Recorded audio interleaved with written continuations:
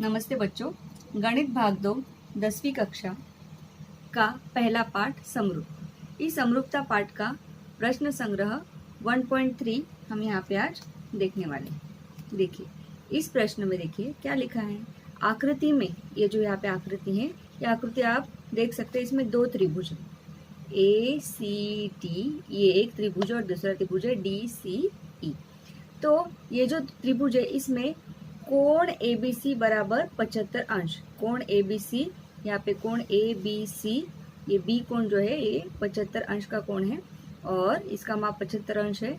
कोण EDC बराबर 75 अंश। कोण EDC इसका माप भी 75 अंश। तो दिए गए जो दो त्रिभुज हैं वो त्रिभुज कौन सी कसौटी के अनुसार समरूप है, ये हमें पहले अर्थात वो कसौटी हमें बतानी है। उनकी समरूपता की एक की संगति भी हमें लिखनी है। इसके पहले वीडियो में मैंने आपको बताया था कि समरूपता की एक की संगति किस तरह से लिखी जाती है। तो देखिए यहाँ पे मैं ये दो त्रिभुज रख रही हूँ। देखिए ये बड़ा वाला त्रिभुज है जिसका नाम है त्रिभुज BCA। देखिए मैंने यहाँ पे त्रिभुज के नाम लिखे, त्रिभुज BCA। इसको अच्छे से रखती हूँ। देखिए इस तरह से BCA। और ये छोटा वाला जो त्रिभुज है, ये त्रिभुज देखिए यहाँ पर इस तरह से है।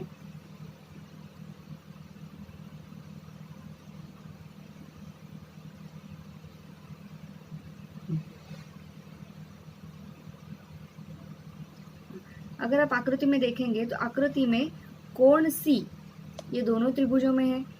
75 अंश का कोण D और 75 अंश का कोण B। 75 अंश का कोण D और 75 अंश का कोण B ये दोनों सर्वांग सम है और कोण C ये दोनों में है। तो अगर हम इस तरह से रखेंगे तो देखिए ये संगति कैसी हो जाएगी। 75 अंश वाले कोण तो एक साथ आ गए, परंतु E के जगह पे आ गया C और A के साथ आ गया C। लेकिन कोण C तो इन दोनों में कॉमन है, तो हमें इस तरह से इस त्रिभुज को रखना होगा। तो ये संगति क्या होगी, देखिए इसकी संगति होगी DCE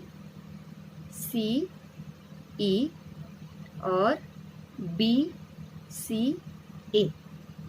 वापस एक बार संगति देखो, यहाँ पे हम मार्क कर लेते हैं।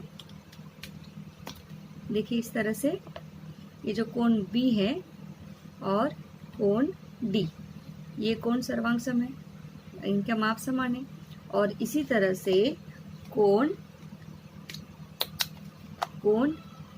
C जो है यह दोनों त्रिभुजों में कॉमन है। ठीक है, तो इसे हम किस तरह से हल करेंगे। पहले हम कोणों त्रिभुजों का नाम लिखेंगे। त्रिभुज DCE छोटे त्रिभुज का नाम है। देखिए त्रिभुज DCE, इस त्रिभुज की हम बात करें, त्रिभुज DCE जिसको मैंने अभी मार्क किया है। त्रिभुज DCE तथा त्रिभुज BCA में त्रिभुज DCE और त्रिभुज BCA में अभी इनमें सर्वांग सम क्या है, उन घटकों को हमें पहले लिखना है। तो इनका जो कोण है कोण CDE, अर्थात ये कोण देखिए कोण CDE, कोण का हमेशा मध्य अक्षर जो है वो कोण का एक अक्षर वाला नाम होता है। 3 अक्षर वाला ये नाम है, इसका ये जो मध्य अक्षर है ये कोण का एक अक्षर वाला नाम है। तो कोण CDE में कोण D जो है वो 75 अंश का है।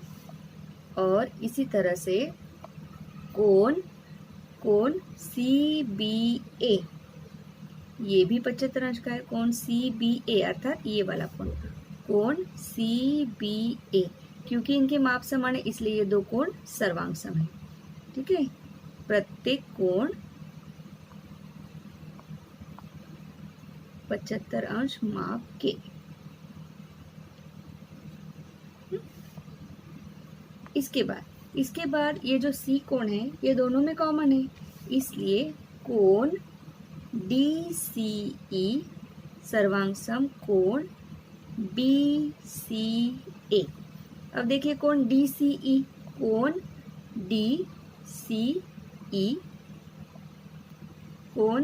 DCE यहाँ पे ये आकृति देखिए, ये मैंने जैसे पहले संगति आपको बताई थी, देखिए इस तरह से।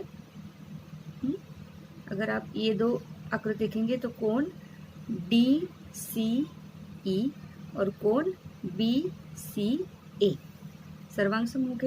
हाँ, तो इसका कारण है सामान्य कोण। सामान्य कोण अर्थात दोनों त्रिभुजों में ये कोण है, तो ये सामान्य कोण है। ठीक है, और क्योंकि समरूपता के लिए दो घटक यहाँ पे अगर कोण है तो दो घटक काफी है। हाँ, तो ये को कसौटी अनुसार ये दो कोण क्या हुए, समरूप हो गए, दो त्रिभुज समरूप हो गए। त्रिभुज DCE समरूप त्रिभुज BCA, और कौन सी कसौटी, समरूपता की को कसौटी से।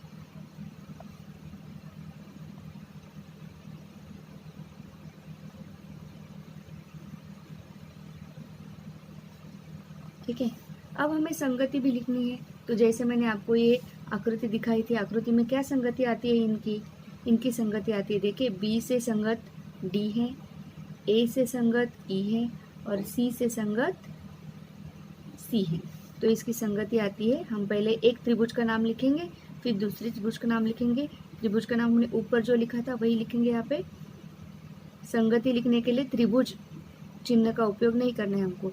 DCE, देखिए DCE और संगत BCA। इस संगति से ये दोनों त्रिभुज क्या है, समरूप है। और समरूपता की कौन सी कसौटी है, समरूपता की को कसौटी से। ठीक है, पहला प्रश्न हो गया। अब हम यहाँ पे दूसरा प्रश्न देखेंगे। दूसरा प्रश्न जो है, आकृति में दिए गए त्रिभुज क्या समरूप है, यदि हाँ तो किस कसौटी के अनुसार। ये जो दो त्रिभुज दिए गए हैं, क्या ये दो त्रिभुज समरूप हैं, और अगर हैं तो किस कसौटी के अनुसार।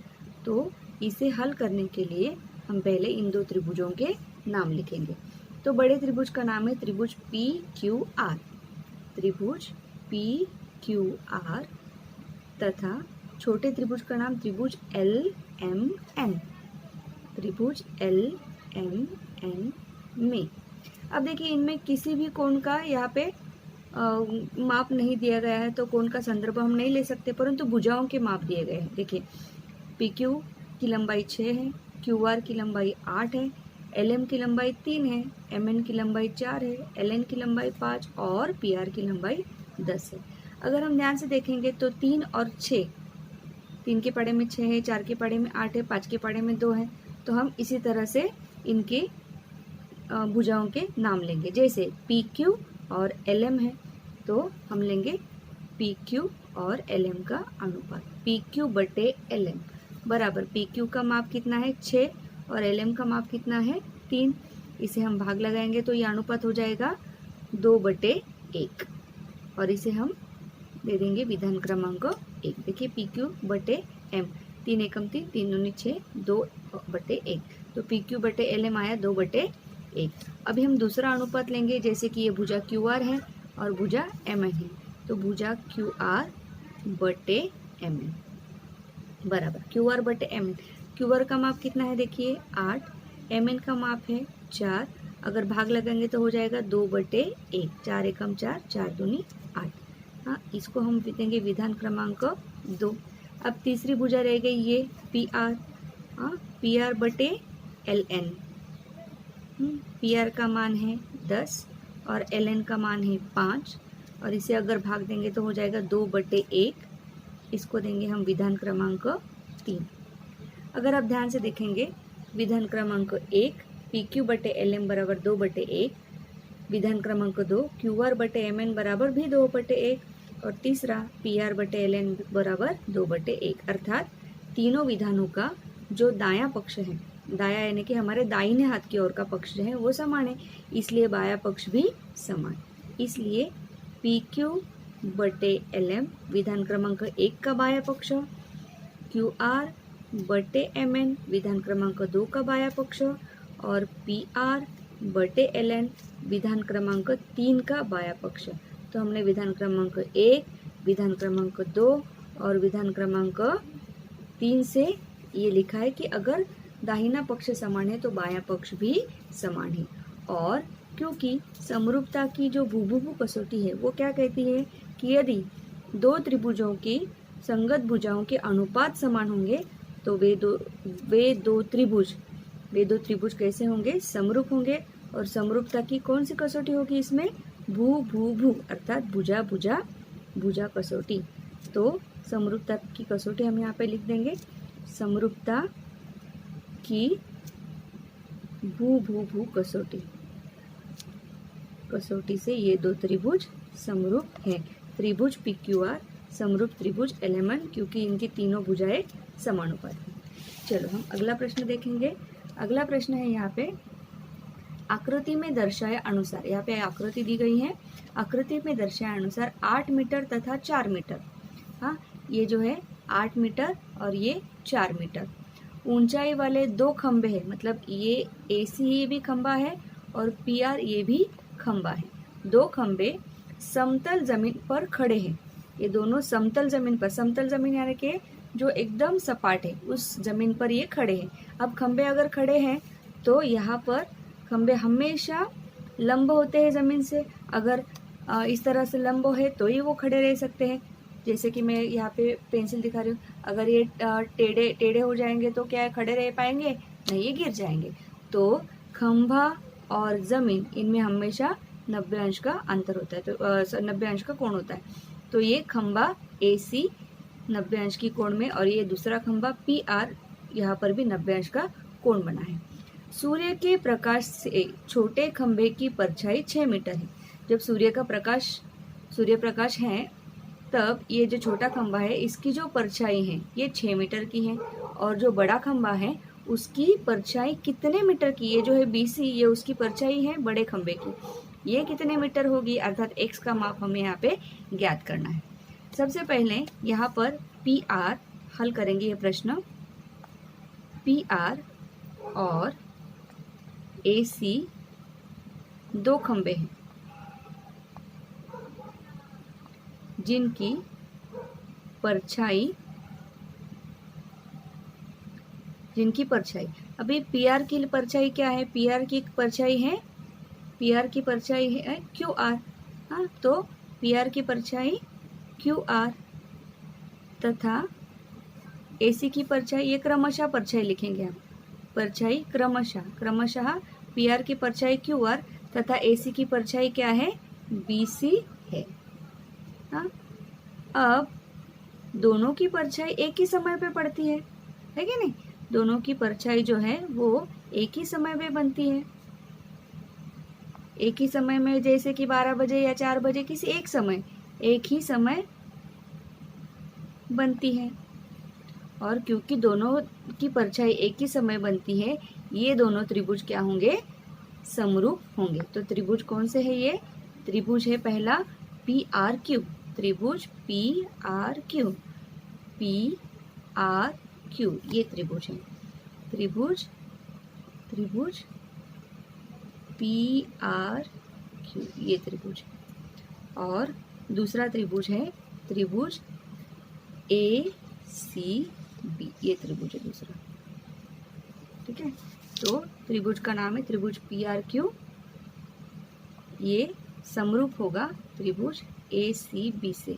ये क्यों समरूप है त्रिभुज, क्योंकि दोनों की परछाई एक ही समय बनती है, इसलिए ये दोनों त्रिभुज क्या होंगे, समरूप होंगे। अभी त्रिभुज समरूप तो उनकी भुजाएं समानुपात में, तो समानुपात की भुजाएं लिखो। पहली भुजा देखिए PR, दूसरे की भुजा आएगी AC, PR बटे AC बराबर, दूसरी भुजा हम ऐसे लेंगे QR, देखिए QR। अभी इसका ऐसा लिया तो दूसरे त्रिभुज में भी ऐसा लेंगे तो BC, QR बटे BC, क्योंकि हमें BC का मान ज्ञात करना है ना, इसलिए PR बटे AC बराबर QR बटे BC। अब ये जो अनुपात है ये क्यों लिखा हमने, क्योंकि ये जो त्रिभुज है ये समरूप है, इसलिए। तो इसका कारण है समरूप त्रिभुजों के संगत भुजाओं के अनुपात।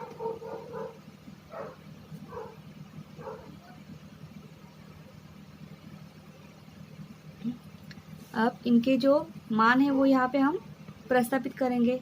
PR का मान है 4 और AC का मान है 8, QR का मान है 6 और BC का मान है x। यहाँ पे हम तिरे गुणा करेंगे इस तरह से, तो हो जाएगा 4 गुणे x बराबर 6 गुणे 8। ठीक है, 4 का करेंगे पक्षांतर, x बराबर 6 गुणे 8 बटे 4। 4 से भाग लगा ऊपर, 4 एकम 4, 4 दूनी 8। कितना बचा देखिए, 6 गुणे 2। 6 गुणे और नीचे 1 बचा, अर्थात भाग पूरा हुआ।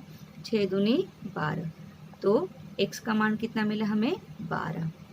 ठीक है, x क्या है, x है इस दूसरे खंबे की परछाई। तो हम यहाँ पे उत्तर लिखेंगे कि बड़े खंबे की परछाई 12 मीटर लंबी है। ठीक है, तो इस तरह से मैंने यहाँ पे आपको 3 प्रश्न बताए। ठीक है, अब इसके बाद अगले प्रश्न दूसरे वीडियो में बताऊँ। आप सभी का वीडियो देखने के लिए बहुत बहुत धन्यवाद।